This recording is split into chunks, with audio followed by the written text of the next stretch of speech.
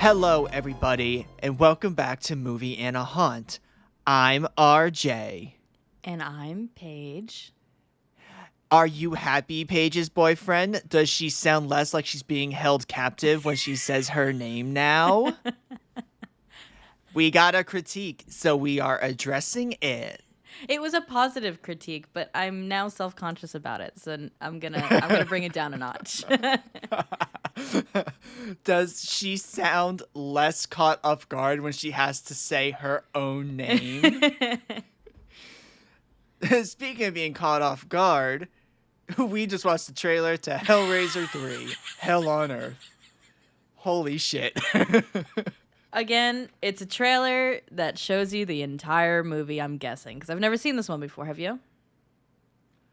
So, I feel like I've seen it in a fever dream. I can see that. So do you remember you had cable, right? Yes. Yes, I had cable at one point in my life. So Comcast used to have that thing where you would go into their channel 0, and it was kind of their weird on demand bullshit. Okay. And they had a bunch of Vincent Price, which was how I got introduced to Vincent Price. I watched all his movies. That's actually really cool. Yeah. He's I'm pretty sure he's almost close to probably having his movies on everything for free because it's Vincent Price. But one of the movies one time was Hellraiser 3 Hell on Earth. And I watched it when I was 12. And I remember even when I was 12, the first thing I thought was, wow, this movie is really bad. You told me it had a $2 million budget, right? $3 million after marketing. $2 million budget. I think they just ate the extra million somewhere else. But I'm not too thrilled to go into this one. Just putting it out there. So, let's go through this trailer. Let's just put it through this quickly. Sure. There is, it's a weird-ass trailer when you get... I should have looked up if this movie came out after American Psycho, because the dude fucking in a very one-dimensional, kind of one-sided way in the trailer, that's a very American Psycho thing. And it's in the trailer. I know. American Psycho came out in 2000, so it's much before, which is interesting. Which means the sex scene's gonna be awful. But this trailer, by the way, the one I made us watch was the theatrical trailer. This is the one that's supposed to make you come and see it. Right, which is what we usually try to go for, to be like, okay, this is what everyone else was seeing at that time. Let's follow suit. Why did this look like a coming soon to VHS trailer? Yes, I thought it was just me. I was like, okay, yeah, this is definitely something. It was long, which is a little bit weird for a coming to VHS commercial, trailer. But you're right. That's exactly how I felt when watching it. And the more and more we watch this, I'm like, yep. For a good half the movie, he's stuck in that cinder block. So just, be ready for that. Great. We only have 2 more movies after this. And the thing is, the next one, let's enjoy this episode because the next one is actually 4 times worse. Oh, I cannot wait. So this movie, just let everybody know what I'm thinking. This movie either is going to be really bad to the point where it's unbearable, or so bad that it's funny / a good time to watch. I have a feeling that it's going to be the first option. Is this the first movie where we don't finish it? We just come back. No, we're gonna power through. We're done with this. We're powering through. That's what you say. You know what? You're right. This is the one we power through because next week's the one. The next episode's the one that's gonna break you. We need our get out of jail free card at some point, so we got to save it. But, yep. Okay, everybody, we will be right back after watching the movie. See you in 95 minutes. All right, let's start this out with something that's more interesting. I got new deodorant, and I just smell fantastic every time I move, and it catches my attention. It's great. So we just finished watching Hellraiser 3. Listen, my stench is more interesting than this movie. And However, it's not more interesting than this music yeah. that was in the movie. So, real quick, the whole music, like the instrumental stuff throughout the entire movie, reminded me of Beetlejuice or like the Batman movies from the 90s, which isn't bad, like... but it doesn't fit Hellraiser. Now, what does fit Hellraiser is Motorhead's version of Hellraiser. That was... We literally were like, this movie has to end. I think if we could have turned the movie off, we probably would have turned the movie off. And then it got to the credits and we heard it. We're like, hold, stop. This is going. Keep it going. So the whole premise of Hellraiser is like, you know, hell and experiencing your own hell. We did that with this movie. Especially because this movie paused like every 90 seconds. Yeah, so my version of it kept pausing. And then so we were like, oh no, what a travesty. We have to skip like a minute ahead. Oh no. There were moments, I think there were 2 times where it was just like, what the fuck? Why are we in a fucking high-end restaurant? We were just in the boiler room. Yeah, so if we skip a couple things, that's because of, you know, technical issues. But regardless, how does this movie start? I don't even remember. It starts with some Kiki boots. Oh, yeah. His boots that they got from, boots. like, the thrift shop. And we're like, we need to make this the centerpiece. Oh, those boots were ugly as sin. Yeah, they were something else. They were fucking ugly. So he's like, he walks into like an art parlor, I guess. I don't know. Fucking, yeah. I don't know. Yeah, He's like, an art gallery. listen, I'm young. I look like I belong in Depeche Mode, and I'm extremely rich. So how much do you want for this cinder block? So when he started smoking his cigarettes, which is immediately because that's all his character does, I, for some reason, saw this character or this guy, and I was like, you know what he looks like? He looks like the guy from Pinocchio. I couldn't figure out his name, but his name is Lampwick in the old version of Pinocchio, and he looks just like that, except with red hair. Listen, he does more than smoke. He wears those boots. He gaslights women into coming back to his little dungeon in the back of the boiler room. He gives roses to the ones he sees as beautiful. Even I will acknowledge the only like ad lib there was in that entire movie where he was just like, you have that one, like make that one feature everything about you. And I'm like, that you don't do that. No, don't do that. Don't do that, white lady. He is a terrible person. So he's just like Uncle JP. Frank. It's JP. Oh yeah, JP Morgan. I mean Monroe. Monroe. JP Monroe. We have him, and then we have... Okay. So we get the whole intro. Homeless man from the first movie's back. Hooray. And then he's like, how much do you think it's worth? And I'm pretty sure JP's like, nothing, because I can have it for free. However, we cut to... we cut to like a news... Kind of like a... I don't know. She's like in a hospital. Who fucking cares?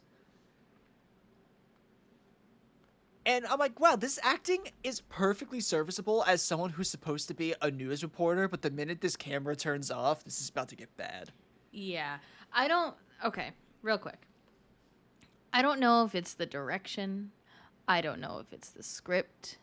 I don't know what it is with Hellraiser, but even Kirsty's acting was not that great. And what sucks... Kirsty looked like an Emmy Award winner compared to Joey. And this lady goes on to, who's playing Joey, who goes on to be in Star Trek Deep Space Nine, which is, from what I remember, popular. I could be wrong. I'm not a Trekkie, so don't I don't shoot know. I feel like Deep Space Nine originally got bad flack because it wasn't Next Generation, probably. Oh, I could see that. Where people are like, it's not the one I'm used to watching, therefore bad. Yeah, but I don't know what it is, because it's not just her. Everyone in this movie was not a bueno actor. Even Doug Bradley, who was like pretty good in the last 2 movies, was like, The only thing I can remember is White Lady screaming and then him screaming and then White Lady screaming and then him screaming. Yeah. Just this movie was. I will acknowledge there were some bits with this movie like where Joey's like frantic, like ah, and then she's like, then they like cut back to her. She's like, "What do you think that means?" And I'm like, "Bitch, you're not sassy. Yeah. Or she's like, You're a damsel in distress." there was one. That's all you there was are. one near the end where she's like with the priest, and she's like, "Then what Yep. the fuck is that?" And I'm like, "You're not a badass girl. Come on." You're not a bad bitch. You're not part of the committee.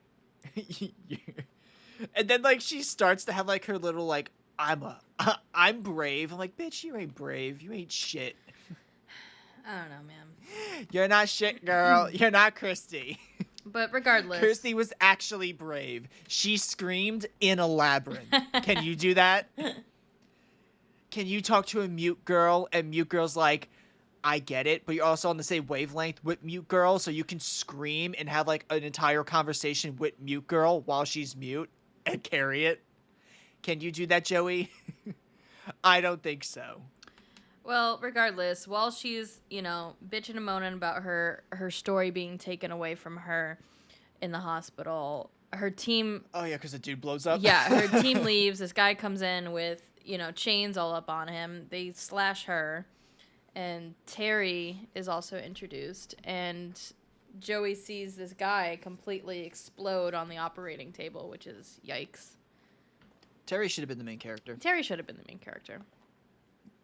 Joey should have died. Joey should have got killed. I think that would have been interesting. Like, kill your quote-unquote main character and then make the side character the main character.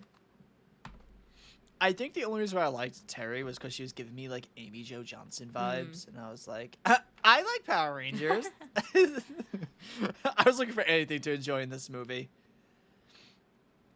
And then a bunch of shit happens, and then Terry and Joey start fucking. Yeah, basically. They had a very interesting relationship to me. I don't think that was just to you. Okay. I think anyone who watched that movie was probably like, they fucking. They fucking. But yeah, so they talk about the box a little bit here and there. They talk about Terry's backstory, which is, sad. It's sad. She's just abused by people and used. I think this is when I was like, I'm going to go eat some fudge. You can keep playing the movie because it sucks. And then I went away in the room for like 5 minutes. Yeah, Terry just talks about, like, it's really sad. And then she talks about how the situation with how she got the box from Terry and the cinder block that Pinhead was in. I like how I came back and I'm like, oh, they're still talking. I missed nothing. And you were like, no, JP has the statue now. And I'm like, wow, I couldn't tell that in the first like 30 seconds of the movie. Shit. Yada, yada, yada. We're going quick through this movie. This movie was bullshit. Yada, yada, yada. We get a Kirsty. Remember when our movies were like mediocre? Yeah, there was a lot of callback to the other two movies, like literally would just film from the other two movies. Like, I will acknowledge that one of the sentences in this thing says Pinhead remains dormant until Monroe has rough sex with a club goer. That is what happens. He gives the rose to I walked away during rough sex, but I didn't know sex was coming. I just walked away. Yeah, so he gives the rose to this girl that he chooses. They, have some fun with his boots. And she keeps her boots on. Those boots were everywhere. I don't know why. He even maybe- shines his boots, and I'm like, is there something we're missing here? Do you I don't remember if you like saw this, but like were you there when after they had sex he like polished his boots by breathing That's on what them? I'm saying. And I'm like, dude, I feel like you should just like fuck these boots. It was I weird. feel like Then Pinhead eats the girl. Right? he eats Ariana Grande. That's what happens. Yeah, she's like, you just used people and you're a bastard. And then and then chains come out and she gets suctioned. And then she's like, ah! And then Pinhead's like, ah! Yeah, he's And then screaming she's a like, lot. ah! I don't know why. And then he's just like, ugh, and then he eats her. Yeah. Well, first falls. He rips her skin off, then he eats her. Yeah, he has to, fillet her a little bit. Yikes. Every time we watch this movie, because I think it was like the hospital scene too, you're like, ooh, foggy hospital. And I was like, do you remember when we watched Silent Hill and we watched like good movies? And that's saying something. Silent Hill was like 2 hours and 11 minutes. Fucking A. The more and more we watch more of these movies, the more and more I'm like, you know what? Maybe the producers were right. Silent Hill didn't have a lot to cut because like they didn't cut 90% of this shit, and like most of this is god awful. Either way, and then like Terry's like, well, JP somehow finds out where the fuck Terry is. Don't ask me how. Yeah, did we miss that because of my technical issues? Like, how did he get her phone number? How did he get? Oh, do you think it was Pinhead? It's either that or he still had the ugly ass fucking sorry, I hit my mic. The ugly ass business card from that chick that he like crumpled up, but maybe he just took it. Oh, I don't remember like, that. Oh, he's probably with that chick. Yeah, it was when we first skipped where we got paused in the boiler room, and then we skipped forward and they were in the fancy restaurant. Oh, okay, that makes sense then. Okay. All right, I got it. And she's like, listen, I'm doing better now. Joey's gonna get me a job. Joey's let me stay at her nice ass condo. You just let me stay in your dungeon. She's like, you're not good for me. And he's like, yeah, I know. I'm a bad guy. But I really do miss you. And she's like, oh, I miss you too. And he's like, come back to me. And she's like, okay. So here's the thing. This is the type of shit where people who like always end up in bad relationships, this is where it all starts from, because they watch movies and it's like, oh, the bad boy, nothing's better than the bad boy. And I'm like, there's a reason he's the bad boy, bitch. Yeah, really. There's a reason he lives in the back of his club. Which was so strange. So I got it. I was like, okay, yeah, he's bringing this chick back to his apartment or whatever. I get it, yeah. And then the window in the door opens and it's in the fucking club. And I'm like, why? You have money. You don't need to live here. I like how Pinhead was like, is that the gun you killed your parents with? And I was like, oh, shit. Yeah, I was like, damn. Okay, Pinhead. And then he was like, oh, see, you have that one trait, make that everything about you. And I'm like, oh, Pinhead. I remember Rebolt's out there like, okay, you know what? Pinhead's being a little sassy bitch in this cinder block. I like it. That was great. And then but what I didn't like is when Terry comes. Oh wait, can we come here? Can we? Let's not come yet. All right, fine. Continue. I love it because the entire time with like JP and Pinhead is so belittling to him. Mm-hmm. It's like he's talking to a child. And the entire time, like, JP's just, like, sweaty in his, like, underwear. And it's like, dude, put on some clothes, please. Put on your boots, at least. You're naked without those boots. Those boots give you strength. They give you character. But They give you character. They do. Those red ass with the gem blowing up the entire screen. Great. Ugh. Pinhead is literally just like, listen, I'm gonna take all your insecurities in this movie, and I'm gonna use them. That's what I do. I'm a hell demon. That's what I do. I do physical trauma, and I do emotional trauma. I do like how in this movie they only refer to them as the demon. Like Kirsty's like, the demon. Oh!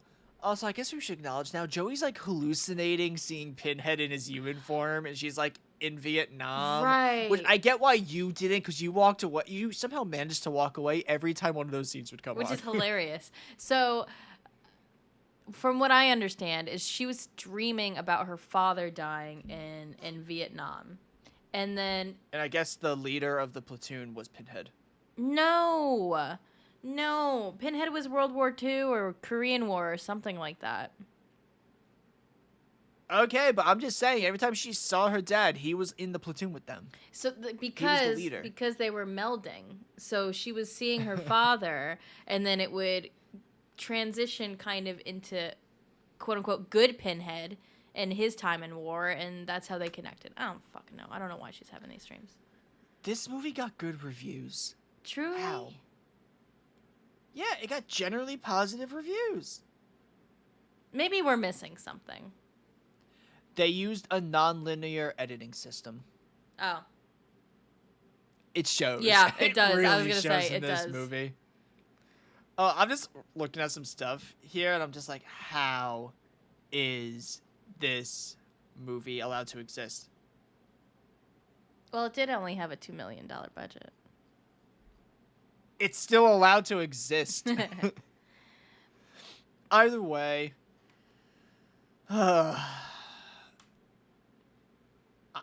like what's her name? Terry is just like, Joey lied to me again. Oh yeah, because Joey got like a job offer, I guess. Yeah, she got a job to go to California.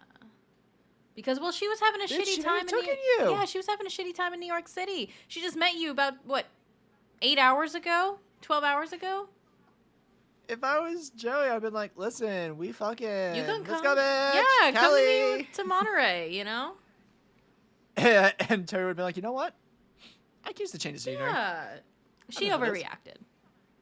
She did. But also, she went through enough shit in life to where overreacting makes a little sense. Fair. She has abandonment issues. She does. So, Terry goes sees JP, and JP's like, oh no, that's awful. I'm looking at myself in the camera. I look fucked. My glasses are all over the place. He's like, oh no, baby, come hug me near this cinder block. Yeah, and then he pulls the Uncle Franken's like, come to daddy. And I'm like, okay, here we go. Remember when our movies were good? Remember how last episode we were bitching about this movie for like an hour, and we were like, it's all about sex, sex, sex. And this movie's just like, this movie's about rough sex, sex, sex. It's worse. It's America, the movie. Either way, she knocks JP out. Yeah, and then, she had a pair of brass knuckles. Go, bitch. You go, girl. And then Pinhead's like, you can leave or you can feed him to me. Like, what Which would one do you want? enjoy more? We know the answer. And then she pushes him onto the cinder block, and then we get a scene of him basically just like about to go down on Pinhead. Because that's all it was. It was a super sexual, especially when the piston rods shoot out into his face. I'm like, yep, okay. BJ, Yep, got it. we know where this is going. Mm-hmm. And then, what's her name hallucinates a little bit. Joey. And then she's like, Doc, meet me at the boiler room. And then somehow Doc gets there a hell of a lot sooner than she does. He Don't probably ask me lives how. around the corner or something like that. Probably. Oh, yeah, Pinhead killed, I will say, the gimp suit art piece that, like, wrapped in barbed wire that turns around and looks at people. I was like, nope. Fuck this shit. They all die. All the people in the club die. Literally every single person dies. It's a whole thing. They show how they die. It's kind of gross. There's a lot of grossness in this movie. Like when Pinhead was coming out of the cinder block, it was disgusting. It was like melty and gooey, and I honest to God couldn't look. It was hard to listen to it with headphones. The best part of all of that was I was doing something else. Like I was just like I told you at the beginning of this movie I'm not paying attention to this shitty movie. So I'm sitting there, I'm like, you know what? I'm like, I could watch this, girl, but like your reactions are giving me all what I need to know. You're like, oh no, oh no. That's me. I'm like, yeah, okay, it's gross, got it. And I looked up and I'm like, I mean, like, it was more, I felt like it was built up to be more gross than it actually is, but like, I'll look away. And then picture in my head gross. It was gross. Maybe I'm just squeamish in my older age. And then, bitch, you're not even 30. Shut the fuck up. My older age, my 20s. And then she gets there and she's like, ugh, gross, nasty. It looks like a spirit Halloween in here. And then Pinhead comes out and he's like, I want the box. And she's like, no. Oh, I guess you walked away during this bit, which I called the ending of the movie right when you came back. I'm like, so he's talking and he's saying like his evil half is out in the world, which is Pinhead, and he needs to get the both. She needs to get the both of them in the same exact room at the same exact time, and then they can fight, and then that's probably gonna be the ending. And you were like, cool, that's fine, And I guess. guess what, everybody? That's what happened. And she also walked away during this club scene. Yeah. But she was like, while they were doing their stuff, and then you come back and you're like, oh no, Doc, like right when they like Yeah, showed Doc. his head was in his lap and it was sad. I mean, here's the thing: his facial hair was such an abomination. He deserved to die. Hellraiser. He looked like he was part of Motorhead. The entire thing about this movie is movie sucks. Song 10 out of 10. Great song. We watched the music video after the movie. It was like 4 minutes flew by. 4.5 minutes. You were like, oh no. And we watched it like, yeah, that actually wasn't bad for 4.5 minutes. Then Joey, runs out into the street from the club and just bad shit tries to happen to her. A lot of Final Destination shit tries to happen. She's at a Universal backlot, basically. 100%. Holy shit. She's like, I feel like Miramax was like, hey, can we film on your earthquake scene? Like, can we film an earthquake? That shit's rigged, right? We don't have to pay you. You can just... And then she sees herself getting filmed, and then Doc is a Cenobite, and it's ugly, and then and then CD Man is a Cenobite. Yeah, CD Man's a Cenobite, and it throws CDs at people. What else? We find out Terry becomes a Cenobite of cigarettes. That was kind of gross. She's like, I poke people with cigarettes, and I'm like, girl, you can do that not as a Cenobite. I'm just saying. And then they try to have like this kind of like sexual moment between Terry and JP and Joey, like when they're torturing her. Right? Remember that?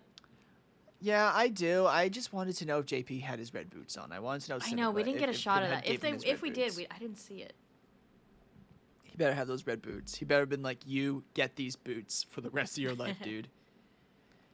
Either way, once Pinhead gets set free, literally over halfway into the movie, Terry just vanishes. The 49th minute, by the way.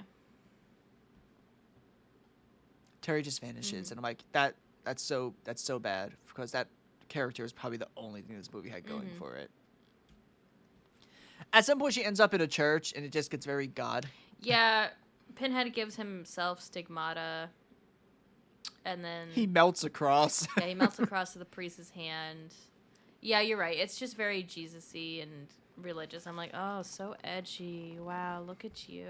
Wow, crazy. And then the priest is like, you're ruining my church. And then he tries to attack him like, priest, you an old white man. You go fight this dude. Yeah.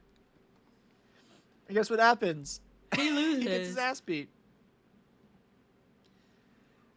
And then eventually, Joey runs away. And then Joey, solves the box, which is very... I'll acknowledge. The way Kirsty acknowledges the box is very sexual. She's like, it wants to be solved. You just run your fingers and it just solves itself. And I'm like... Okay. Uh-huh. Uh-huh. Okay. Okay. You go, girl. I know she comes back in like the 7th or 6th movie. Really? Yeah. Oh, well, I'm not surprised. And she's like, Hellraiser, I want to make a deal. You kill my husband. And Pinhead's like, Oh, shit. Cool. She's like, my husband's cheating on me. Instead of taking my life, I give you... Literally, I think Kirsty's whole thing is, I'll make a deal. I'll give you some other bitch in my place. and then Pinhead's like, no, you have to give me 4. She's like, cool. I'll go and kill all of my man's mistresses, and you can have him as well. Holy shit, that's great. And then she frames him, and they think he killed all the mistresses. Yeah, Shit. and I'm like, and then some fans were like, "This isn't Kirsty." I'm like, you're right. This actually is a character. That's actually pretty awesome. And then what? Good Pinhead and bad Pinhead meld together in this really weird. Well, they get sucked into the box, and then she hallucinates that it's her dad. Oh, And yeah. then he's like, Joey. And she's like, how did you know my name? And I'm like, Jesus Christ. And then, and then the movie froze, and then we skipped forward, and somehow they were in the torture room.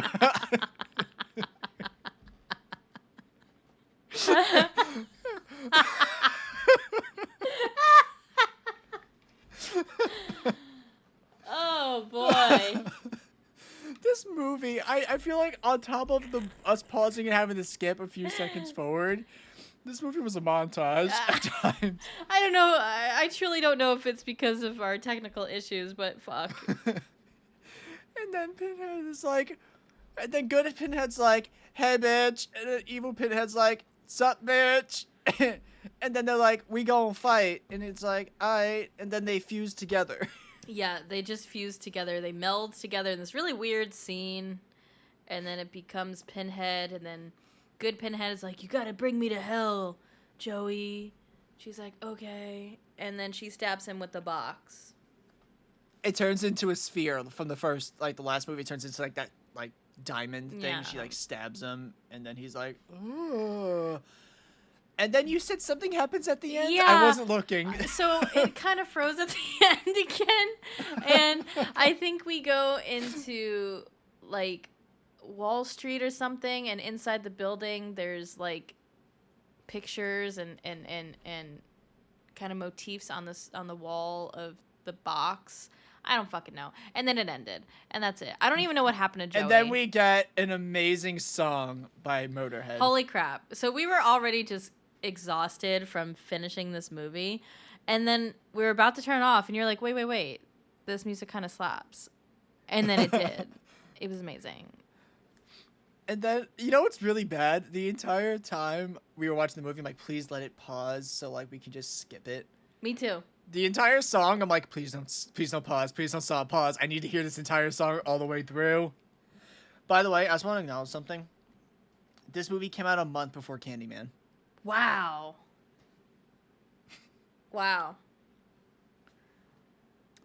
So, 2 Clive Barker series. And also, if I remember correctly, I'm about to tell you right now, and you're going to be like, that's disgusting.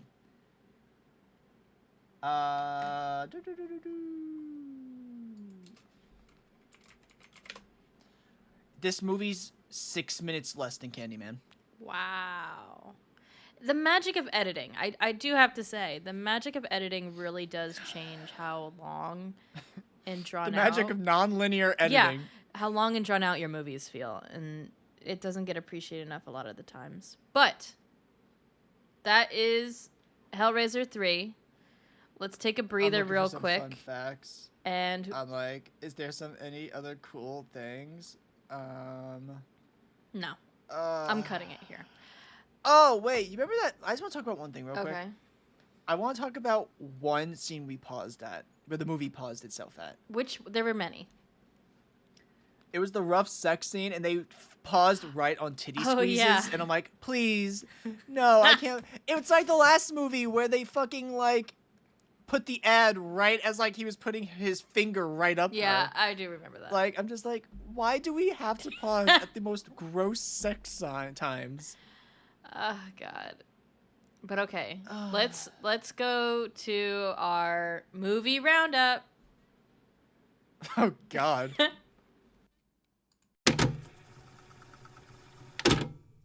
All right, our movie roundup for Hellraiser 3.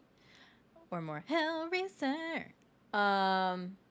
Poo Poo. By the way, you are not allowed to rate the song and the movie No, of course together. not. They are separate ratings. Fuck. Okay. Movie was not that great to me. The sets weren't that good. That kind of stood out to me. It seemed very cardboardy. But again, $2 million budget for everything, and they put a lot of it probably into the explosions near the end. So there's that. Acting, which I really want to say maybe it was direction that did that, because for all of them to be that bad is kind of shocking. So I'm not going to put it on the actors for this one. Editing, again, not great. Lighting was not great. I'm going to put that with set design. Now, you are not allowed to talk about lighting when your screen is basically white when watching it because of how blown out it is. Yeah, good point. And the music, not the song, but the soundtrack itself didn't seem to fit the movie for me. I don't know. So I'm going to give this like a 2 out of 10. Understandable. I'm going to do that. How about you? What about you? What do you give Hellraiser? I did like the song. I would give it like a 8 out of 10. Hey, look at that. You had one redeeming part of your movie. Thanks. All right, go ahead. All right, let's go. This movie fucking sucks. The worst thing, the thing that scares me is I've never seen the next movie, and I know it's like 10 times worse. How? It's so bad that the director doesn't have his name on it. Holy shit. Okay. It's a time travel movie that deals with like 3 or 4 time periods. All right. Well, and then ends in space. Before we get into that, tell me what you think. This movie, however, it was ugly. It paused a lot. Like, why would you release a movie that pauses so much? Hey, that's on me, not the movie. The acting was, I kind of want to watch Deep Space Nine, one episode, just to see how she acts. Exactly. That's kind of what I want to do too, but I'm really not into Star Trek, so I know I'm not going to enjoy it that much. I'm like, I'll watch like 3 minutes of the episode just to make sure you can act, and this was just how bad the movie was. The best way I can put it is there was one scene in this movie. It was at the church. And Joey was like frantic, like, the demons are coming. They're coming. They're going to get us. And I'm like, you're not Kirsty. If this was Kirsty would be screaming, crying, shitting, vomiting, pissing, sweating, everything. Do you remember how we complained about Kirsty in number 2 and how I did. And how she just wouldn't shut the fuck up? But I feel like we needed that energy in this one. Listen, here's the thing. The last movie was trying to be like a good gothic horror. Yeah. This movie was like, we're American. And I'm like, you know what, Kirsty? We need you here. You're a good old American final girl. This movie's like, God, what did I get the last movie? Like a 6 or 5 or 4 or something. It wasn't good. Dude, the thing is, like, if I give it a 2, that means any other movie I rate lower than a 2 this season, I'm saying Hellraiser 3 is better. Yes, you are. I'm committing to my 2. I'll rate it. I'll rate it a 1 out of 10 because that means I acknowledge it exists. Okay. Like, it was a movie that was made. That we watch with our own 2 eyes. That we watched with our own 2 eyes. Motorhead, on the other hand, 10 out of 10. That saved the entire movie for me. That was good. I was like, you know what you could have done this entire movie? Anytime you were at that club, anytime you had a radio, you played that song, this would have been like a 4 out of 10. I think they did play it at one point, and we weren't paying attention. Or we skipped. I don't remember. The movie was like, you're not ready for this greatness yet. I'm going to freeze real quick. And then when you come back towards the end, it's going to be a shocking surprise. Yeah. This movie is booty cheeks. To the people who love Hellraiser, why? After the first one, what's your excuse? Yeah. I mean, to each his own, but fuck.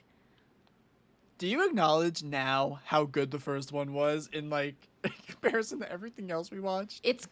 It's cohesive. The first one is cohesive.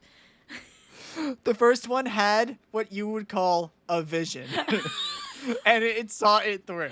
It has something called Act 1, Act 2, and Act 3. Act 3. Now, sure, Act 1 is like 90% of the movie but it had the axe. This movie had, you know what this movie had? Characters. Non-linear editing. It's one. Can you describe Hellraiser? Like, explain it to me, like, non-linear editing. That's all you have to know about this movie. Non-linear editing in the 90s. That's how you describe this movie.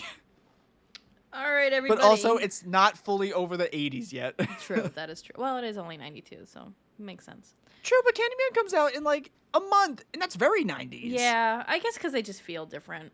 I don't know. Probably because there was a lot of hair metal and just a lot of good hair. Good point. But, all right, everybody, that was Hellraiser 3 from 1992. And please join us next time, please. Just go through this ride with us. We're almost there. For Hellraiser 4. Oh my god, it's 96 is the next one. God. Oh, 1996? Yeah. Oh, okay. Does that one have a title? Is it just Hellraiser 4? Bloodline.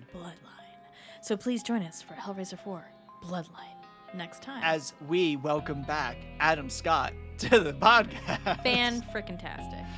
How did he get into 2 fucking movies in the same season? That's crazy. I don't know. But thank you for joining us.